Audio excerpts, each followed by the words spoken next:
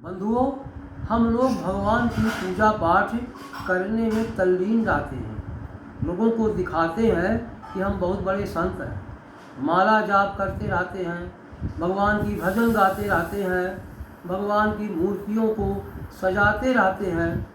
लेकिन अगर हमारी आत्मा कलुषित है, हमारी आत्मा के अंदर द्वंद्व है, किसी की बुराई करते हैं, अच्छाई पर दुखी होते हैं, दुख में सुखी होते हैं और सुख में दुखी होते हैं, ये हमारी पूजा पाठ सब व्यर्थ जाती है।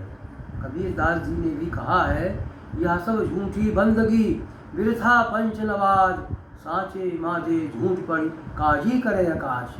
कर से तो माला जपै हृदय बहाय उधूल, भगतो पाला में गिरा साजन लागी सूल।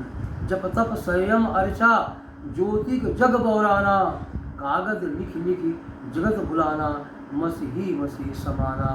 यानी हमें किसी की बुराई नहीं करना चाहिए। उसी के संबंध में एक संत ने कुछ कहा है, उन्हीं की बात को मैं आपके सामने उद्धृत कर रहा हूँ, कृपया देखिएगा।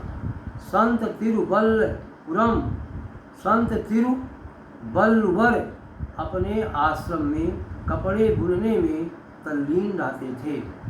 इस दौरान वह अपने शिष्यों से बातचीत भी करते रहते थे और उन्हें ज्ञान की बातें बताते रहते थे। लेकिन फिर भी उनके काम में कोई कमी नहीं रहती थी। उनके तैयार कपड़े की कारीगरी हर किसी को प्रभावित करती थी। यही उनकी आजीविका का साधन भी था।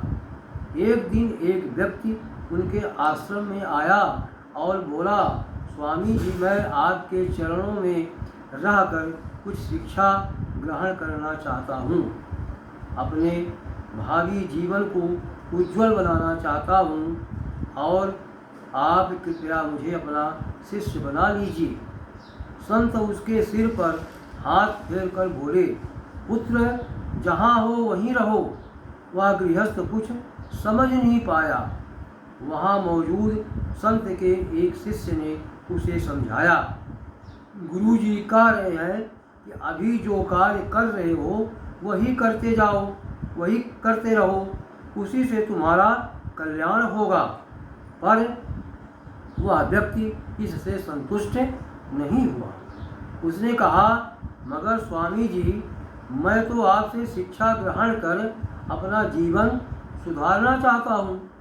संत ने पास में पड़ी एक मैली चादर उठाकर उसे पकड़ाते हुए कहा, वहाँ कोने में रंग उबल रहे हैं, तुम जरा इस चादर को उजले रंग में रंग लाओ। गृहस्थ ने चादर को देखते हुए कहा, मगर स्वामी जी, इस मैली चादर पर नया रंग चढ़ना बहुत कठिन है। पुराना मैल हटेगा तभी नया मैल में रंग चढ़ेगा। पुराना मैल जब हट जाएगा, कपड़ा साफ हो जाएगा, तभी इस पर रंग चढ़ेगा। इस पर संत हंसकर बोले, यही तो मैं तुम्हें समझाना चाह रहा हूँ। तुम गृहस्थ हो, तुम्हारे भीतर न जाने कितनी अच्छी बुरी भावनाएं भरी हुई है।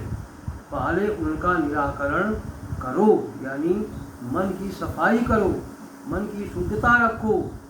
जब तुम उनसे मुक्त होकर निर्मल बन जाओगे, तुम्हारे मन की कलुषता समाप्त हो जाएगी, तब तुम अवश्य ही मुझसे शिक्षा ग्रहण कर सकते हो। बंधुओं, अपने मन को सदा साफ रखना चाहिए। हमें किसी की अच्छाई पर खुशी होना चाहिए और उसके दुख में दुखी होना चाहिए। हमें कभी बुराई नहीं करना चाहिए। यही जीवन का सार है, यही जीवन का सुख है। जय हिंद, जय भारत।